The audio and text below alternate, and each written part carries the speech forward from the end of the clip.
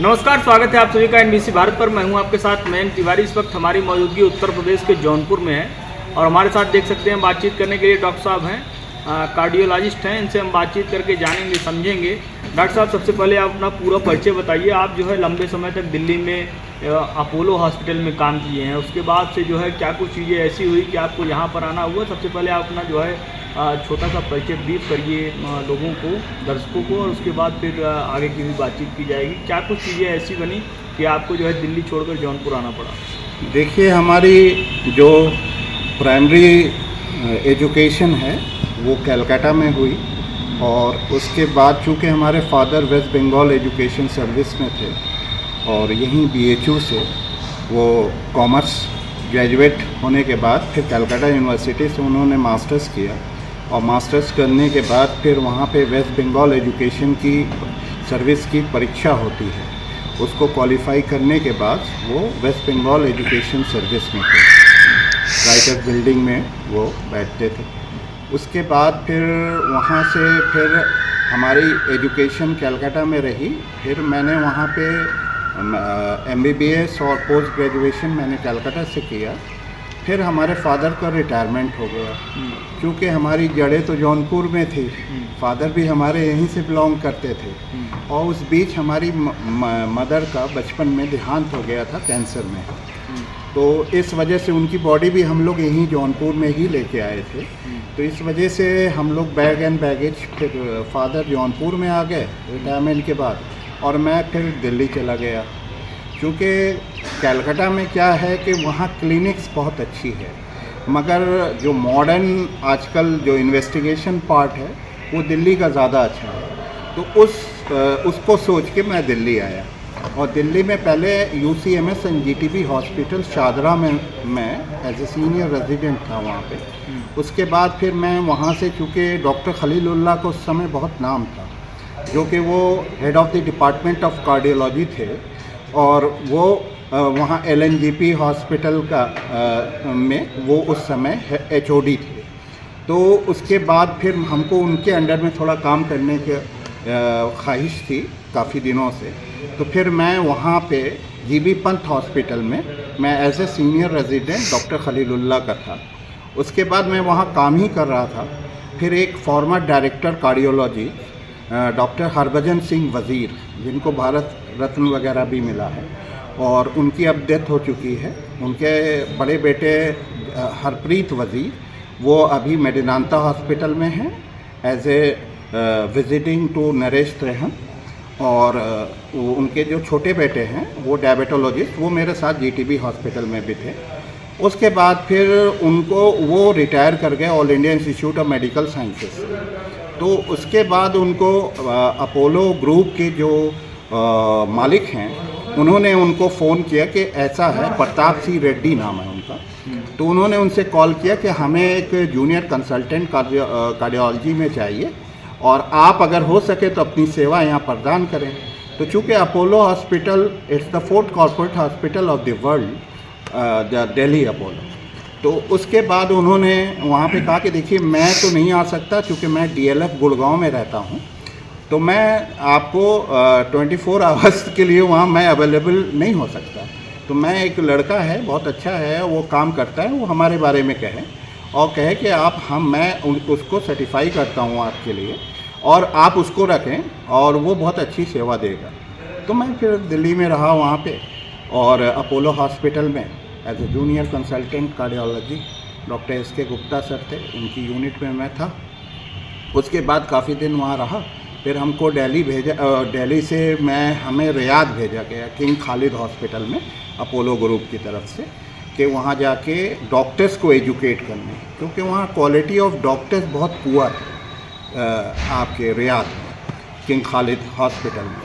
तो चूँकि वहाँ पे सारे जो टूल्स वगैरह हैं, मेडिकल टूल्स, वो तो अवेलेबल थे, मगर उसके बाद जो है वहाँ पे काफ़ी मतलब चूँकि चीज़ें हो नहीं पा रही थी, ज़्यादातर सूडानी, मसरी, पाकिस्तानी इस टाइप के डॉक्टर्स थे, तो इनका लेवल बहुत पुअर रहता था। तो इस वजह से हम लोगों को भेजा गया था कि आप पूरा इंटायर सेटअप वहाँ पे, तब उस ज़माने में किंग खालिद हॉस्पिटल को बने 2 ही 3 साल हुए थे, तो फिर मैं वहाँ गया और फिर वहाँ पे 10.5 महीना मैं हमको ट्रेनिंग देना था उन लोगों को, तो मैं वहाँ ट्रेनिंग वगैरह दिया। फिर मैं अपोलो वापस आया और फिर मेरे 2004 में मेरे फादर ने एक बात ऐसी कही हमसे, क्योंकि हमारी एक बड़ी दीदी थी जो कि अब नहीं रही इस धरती पे, वो भी फादर, भाई और ब्रदर के साथ उनकी भी डेथ हो गई थी। हम आपसे बताए थे 7 कॉन्सिक्यूटिव डेथ इन ए रो हमारी फैमिली में हुई। तो उन्होंने कहा कि बेटा, और वो मेंटली हैंडीकैप भी थी, तो उन्होंने कहा कि बेटा मैंने तुमको माँ बाप दोनों का प्यार दे के पाला है, तो मैं ये चाहता हूँ कि तुम जौनपुर चले जाओ। बस हमसे रोया मतलब रहा नहीं गया और मैं उनके शब्दों से बिल्कुल रोने लगा। माई eyes burst into tears that time. और मैंने अपनी मिसेस से डिस्कस किया। मेरी बड़ी बेटी उस समय दिल्ली पब्लिक स्कूल DPS में पढ़ रही थी, जो कि एक नामचीन स्कूल है दिल्ली का, RK पुरम में। तो फिर मैंने उसको वहाँ से, हम लोगों ने फिर ये डिसाइड किया कि नहीं, मैं यहाँ रहता हूँ। कह के देखिए, मेरा छोटा भाई मीडिया लाइन में था, अब वो TV स्टेशन तो जौनपुर ला नहीं सकता था, तो इसीलिए मेरे फादर ने हमको चुना और कहा कि तुम बेटा आ जाओ यहाँ पे, और अगर तुम्हारे में पोटेंशियल है, टैलेंट है, तो तुम एक पेड़ के नीचे भी बैठोगे तो मरीज़ तुम्हारे वहाँ आएंगे। और तुम्हारे छोटे भाई के साथ समस्या ये है कि वो चूँकि मीडिया लाइन में है तो वो यहाँ आ नहीं सकता। तो ये हमारा यहाँ जौनपुर आने का कारण है। तो मैं फिर यहाँ पे था। उसके बाद मैं यहाँ जौनपुर का एक ईशा हॉस्पिटल है, वहाँ पे मैं एज ए विजिटिंग कार्डियोलॉजिस्ट था, और ये मेरा अपना खुद का हॉस्पिटल है। मैंने वहाँ पे 20 साल सेवाएं दी और अब मैं पूरी तरीके से फुल टाइम अपने हॉस्पिटल में सेवा दे रहा हूँ। एक बड़ी समस्या आ रही है, अगर आप जो है एक देखें तो कोरोना के बाद से जो एक दौर चला है, कहीं न कहीं जो है ख़ास तौर पर जिम करते हुए और भी तमाम चीज़ें, मतलब नॉर्मली आदमी सब सारी चीज़ें बिहेव कर रहा है, उसके बाद हार्ट से रिलेटेड प्रॉब्लम्स आ रही हैं, डेथ हो जा रही है। क्या कुछ रीज़न है कोरोना के बाद से जो ये सेंटिमेंट्स बन रहे हैं? कार्डियोलॉजिस्ट के तौर पर आपसे किस तरह से देखा? देखिए, अभी रिसर्चेस पूरी तरह से आए नहीं हैं, बहुत सारी चीज़ें सामने आई हैं। कोविड जो महामारी थी उसमें हुआ ये कि जितनी भी डेथ्स हुई कोविड में, वो due to mechanical heart failure. Mechanical heart failure और जो CAD यानी जो कि आपको मायोकार्डियल इन्फाक्शन, ये दोनों चीज़ों को समझने के लिए थोड़ा सा मतलब चीज़ों को समझना पड़ेगा। हार्ट अटैक जिसको कहते हैं वो 3 प्रकार के होते हैं। पहला होता है जिसको हम लोग कंजेस्टिव हार्ट फेलियर कहते हैं। दूसरा होता है जिसको हम लोग लेफ़्ट वेंट्रिकुलर फेलियर कहते हैं, जिसमें हार्ट का लेफ़्ट वेंट्रिकल जो होता है वो काम नहीं करता, हृदय की काम करने की क्षमता कम हो जाती है, उसकी वजह से पेशेंट लेफ़्ट वेंट्रिकुलर फेलियर में जाता है। और तीसरा जो फेलियर होता है वो आपको कोविड महामारी में देखा गया, वो मैकेनिकल हार्ट फेलियर है। उसमें होता क्या है कि कोई भी इन्फेक्शन से, चाहे whether it is viral infection, whether it is a bacterial infection और any other type of infection, तो उससे होता क्या है कि फेफड़े के अंदर जो है ओवरलोड बढ़ जाता है। ठीक है, ओवरलोड बढ़ने के कारण से वो हृदय के ऊपर दबाव बनाता है और उसके कारण से जो फेलियर होता है उसको हम लोग मैकेनिकल हार्ट फेलियर कहते हैं। और इसी वजह से हुआ। और दूसरे कोविड के साथ जो चीज़ थी उसमें होता ये था कि ब्लड के अंदर क्लॉट बन जाते थे, और वो क्लॉट के लिए हम लोग ब्लड थिनर वगैरह तो दिए, जबकि उस समय हम लोगों के पास रिसर्चेस वगैरह नहीं थे। जो भी था हम लोगों ने एम्पेरिकली ट्रीटमेंट दिया। आज वो चीज़ें आ रही हैं कि वो ब्लड जो है क्लॉट हो जाता था और उसमें ब्लड थिनर का रोल था। इसमें कुछ लोग इसलिए सर्वाइव भी कर गए और ज़्यादातर अधिकांश लोग कोविड में एक्सपायर हो गए। क्या कुछ बचाव किया जाए, क्योंकि आम तौर पर अगर देखा जाए तो हार्ट से रिलेटेड तमाम प्रॉब्लम्स आती हैं लोगों को, एक बिजी शेड्यूल रहता है, लोग अपने लिए टाइम भी नहीं निकाल पाते हैं। तो क्या कुछ बचाव करें, एक डेली रूटीन में क्या चीज़ें लाएं जिससे जो है बेहतर तरीके से लोग अपनी ज़िंदगी जी सकें और हार्ट से रिलेटेड प्रॉब्लम्स कहीं न कहीं एक वर्कलोड हो जाए और भी तमाम चीज़ें हैं जिसको लेकर आदमी कहीं न कहीं तनाव में रहता है, तो इसे किस तरह से दूर करें, ये भी एक बड़ा चैलेंज है। देखिए, इसमें सबसे अच्छी चीज़ मैं जो बताऊंगा कि आपने अभी 1-2 तो प्रीडिस्पोजिंग फैक्टर्स खुद ही बता दिए। तनाव, स्ट्रेस, ये पहले आता है। दूसरा देखिए जो चीज़ें होती है वो है diabetes. Diabetes is not at all A disease, it's a life style disorder, whether it is hypertension or it is diabetes, both are life style disorder. तो इसमें हम लोगों को लाइफ स्टाइल अपनी सही करनी पड़ेगी। लाइफ स्टाइल के लिए जो सबसे ज़रूरी चीज़ है वो है एक्सरसाइजेस वगैरह हम लोग करें, और जो है मेडिटेशन करें, योगा करें।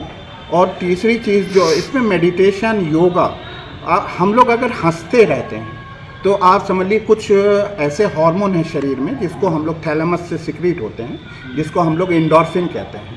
वो क्या करता है कि वो स्ट्रेस को दूर करता है, क्लॉटिंग को दूर करता है, उसके बहुत सारे फ़ायदे होते हैं। तो अगर आपने एक अच्छी लाइफ स्टाइल कर दी, आपने 6-7 घंटे की स्लीप ले ली, टाइम से आपने भोजन ले लिया, भोजन भी जो है वो अच्छे भोजन आप जो कि मतलब सेफ भोजन से वो आपने लिया, जैसे ऑयल, फैट, ये सब चीज़ें अगर उन भोजनों में नहीं हैं, तो अगर आपने हेल्दी भोजन, घर के बने भोजन का इस्तेमाल किया, फास्ट फूड वगैरह अवॉइड किया, तो आप काफ़ी हद तक इन सब चीज़ों से बच सकते हैं। एक चीज़ और जानना चाहेंगे, अगर देखा जाए तो कहीं न कहीं कोरोना के बाद से दौर भी बढ़ा है, क्या मतलब एक आप ट्रीटमेंट नहीं, एक अभ्यास के तौर पर क्या कुछ बताना चाहेंगे अब हमारे दर्शकों को कि किस तरह से वो चीज़ों को लाएं कि जो मानसिक दबाव है इससे वो अपने आप को दूर रख सकें? किस तरह से अपने रूटीन में क्या कुछ चीज़ें लाएं? खुलकर हंसना तो आजकल हो ही नहीं पाता है, कहीं न कहीं अगर देखें तो वर्कलोड इतना होता है, लोग टाइम भी नहीं दे पाते हैं। युवा हमारे जो हैं, जो आपने युवा हार्ट अटैक की बातें की, युवा इसको एक्चुअली अपनी पढ़ाई पूरी करता है, पूरी क्वालिफिकेशन करता है। अब तो 2-2 साल वाले कोर्सेज सब 3-3 साल, 1-1 साल बढ़ा भी दिए गए, फिर भी उसके बाद उनको जॉब नहीं मिलती। ज़्यादातर अधिकांश ये मेंटालिटी रखते हैं कि हम क्वालिफाई हो जाएं, क्वालिफिकेशन अपनी ले लें और उसके बाद हमको जॉब मिल जाएगी। जॉब मिल नहीं पाती क्योंकि यहाँ की जनसंख्या बहुत ज़्यादा है, कॉम्पिटिटिव दौर है, सारे लोग कंपटीशन बीट नहीं कर सकते। तो इसमें क्या है कि लोग सेल्फ एम्प्लॉयमेंट की तरफ आजकल जब से मोदी जी आए हैं उस तरफ से लोग में आत्मविश्वास आया है, लोग अपने सेल्फ एम्प्लॉयमेंट की तरफ ज़्यादा जा रहे हैं, बिजनेस कर रहे हैं, ये सारी चीज़ें कर रहे हैं। तो ये चीज़ें अब स्ट्रेस घटती हुई दिख भी रही हैं और मतलब इस हिसाब से चीज़ें जो हैं सुधर भी रही हैं। तो इसमें देखिए जो ट्रीटमेंट पार्ट है वो तो एक अलग चीज़ है, जो मतलब जो आप प्रिकॉशन लें उसमें सबसे पहली चीज़ हम आपसे ये कहेंगे कि कम से कम मॉर्निंग वॉक करें, 40 मिनट्स की मॉर्निंग वॉक करें और 40 मिनट्स की रात में डिनर के बाद आप वॉक ज़रूर करें। होता ये है कि हम लोग का माशरा ऐसा हो गया था कि टीवी देख रहे हैं, वहीं खाना आ गया, वहीं खाना खा लिया और वहीं लुढ़क के सो गए। ये जो चीज़ें आ रही थी इन सब चीज़ से डायबिटीज़, हाइपरटेंशन, डिसलिपिडीमिया, ये सारी चीज़ें जड़ पकड़ रही थी। मगर अगर हम सुबह उठ जाते हैं, 7 घंटे की स्लिप लेते हैं, सुबह उठ जाते हैं, मॉर्निंग वॉक करते हैं 40 मिनट की, रात में डिनर के बाद हम लोग वॉक करते हैं, उसके बाद हम योगा करते हैं, मेडिटेशन करते हैं, इन सारी चीज़ों को करते हैं। अगर अपनी सेहत की ये जागरूकता अगर लोगों के अंदर आ जाए कि 1 आवर अपनी सेहत को अगर देना है 24 आवर्स में से, तो ये काफ़ी हद तक इन सब चीज़ों से बचा सकते हैं। दीपावली का भी त्यौहार काफ़ी नज़दीक है, क्या कुछ मैसेज देना चाहेंगे अपने हॉस्पिटल की तरफ से हमारे दर्शकों को और साथ ही साथ में जौनपुर वासियों को कि दीपावली का त्यौहार किस तरह से मनाएं और साथ ही साथ में सौहार्द भी बना रहे, आपसी सौहार्द भी बना रहे और किन चीज़ों का जो है बचाव करें जिससे जो है किसी की सेहत पर कोई बुरा असर न पड़ सके? मैं सारे जनपद वासियों को दीपावली की बहुत ढेर सारी शुभकामनाएं देना चाहता हूं और साथ में ये आग्रह भी करूंगा कि ज़्यादा मिठाइयों का सेवन ना करेंगे क्योंकि मिठाइयों में ट्राइग्लिसराइड बहुत ज़्यादा होता है, फैट होता है, तो इन सब चीज़ों से थोड़ा बचना चाहिए। और मैं लोगों से, भगवान से यही प्रार्थना करूंगा कि हम लोग सब स्वस्थ रहें, चुस्त रहें, दुरुस्त रहें। Thank you so much. तो ये थे हमारे साथ डॉक्टर साहब मिर्ज़ा मोहम्मद मेहर अब्बास जी। इनका साफ तौर पर कहना है कि हृदय से संबंधित तमाम जो है व्याधियों को दूर करने के लिए आपको आपके शरीर के ऊपर कम से कम 1 घंटा देना चाहिए योगा के तौर पर, प्राणायाम के तौर पर, और भी तमाम बातों को इन्होंने सुझाया और भी अपने तमाम दिशा निर्देश इन्होंने दिए। दीपावली को लेकर अपने पूरी टीम की तरफ से इन्होंने शुभकामनाएँ भी दी। देश दुनिया की तमाम बड़ी खबरों की जुड़ रही है हमारे साथ, देखते रहिए NBC भारत।